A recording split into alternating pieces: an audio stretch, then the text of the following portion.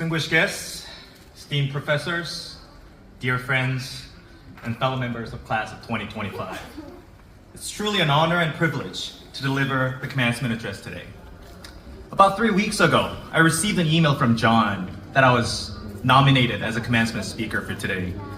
So with a profound sense of responsibility that I gotta make this speech perfect, flawless, I promptly procrastinated writing the script for the speech for the next 20 days. And last night, I finally opened up my laptop and asked ChatGPT, what do Americans expect me to talk about on graduation? And the answer was something along the lines of start with something personal and expand it into something universal. Start with something personal and expand it into something universal. I was like, wait a minute. Asian men don't talk about themselves. We have a time-honored tradition of emotional suppression. My dad's watching me today. Screw it, I'm doing it. I'm breaking the code today. I'm going personal. I'm also going emotional. This is how the story goes. Last year, I met someone whom I consider as my mentor, my teacher, my gym trainer, and my best friend, Steven. Let's go!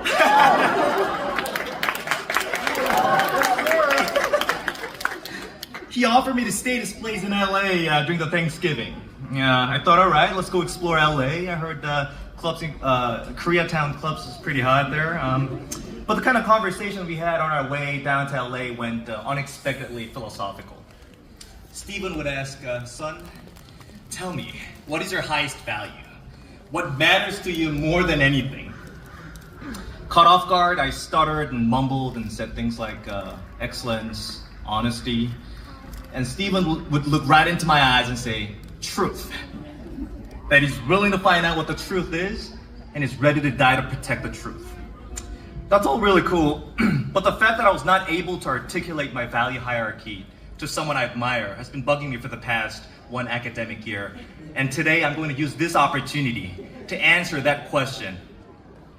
Steven, it is courage. Without courage, there is no truth. Without courage, there is no growth. It is the courage to stand for what is right, the courage to keep my principles in the face of adversity. It is the courage to raise a different opinion, the courage to say what I believe is true, no matter what. I refuse to spinelessly echo the crowd's beliefs just to please others. I resist to betray my own principles out of fear of being the only dissenting voice, because to yield in fear of isolation would only mean survival without integrity. And this tiny compromise of my integrity, I believe, contributes to the erosion of societal integrity. It is this intellectual courage that keeps this community safe, moral, and true.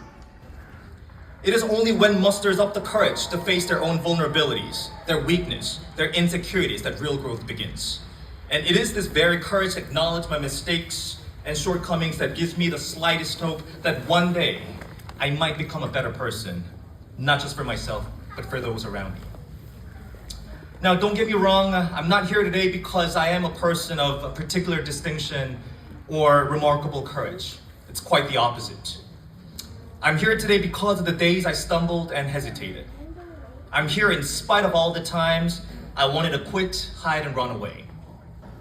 I'm not here today because I stood out, but because I represent something more common, something quieter, the struggles, the doubts, the agony that all students here at Stanford went through. And I must confess that what pulled me through wasn't some grand, heroic breakthroughs. It was the small act of courage from those at Stanford. The ones who said hi when I felt invisible the first year I came here at Stanford. Those who offered a smile when I could barely lift my head.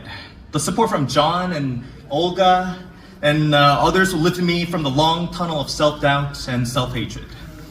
If I'm standing here today, it's not because I conquered the struggle alone, but because others had the courage to reach out and meet me in it. For that, I'm deeply grateful.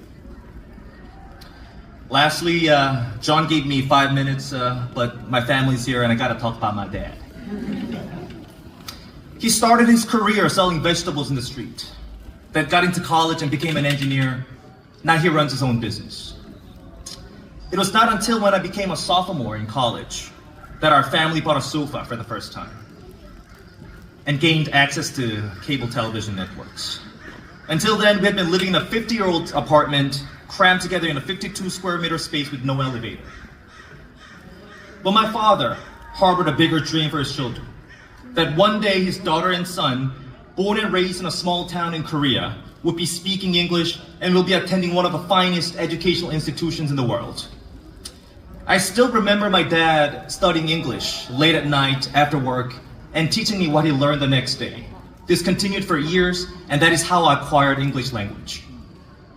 I have not yet seen a man who bears heavier burden, carries greater responsibility, yet who holds a more ambitious dream than he does. I have not seen a man with greater determination and perseverance. He's the only man I truly look up to and respect. If I ever thrived, I'm entirely indebted to the sacrifice and support of my parents. 아빠, 엄마, 감사합니다.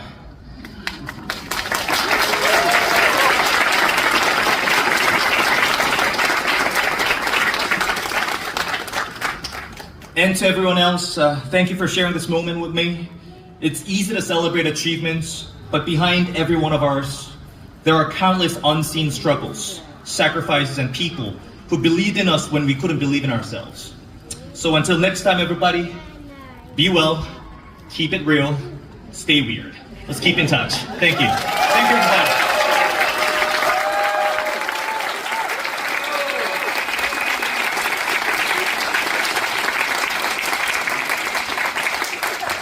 Thank you, Seungpo. This is probably the best Father's Day present.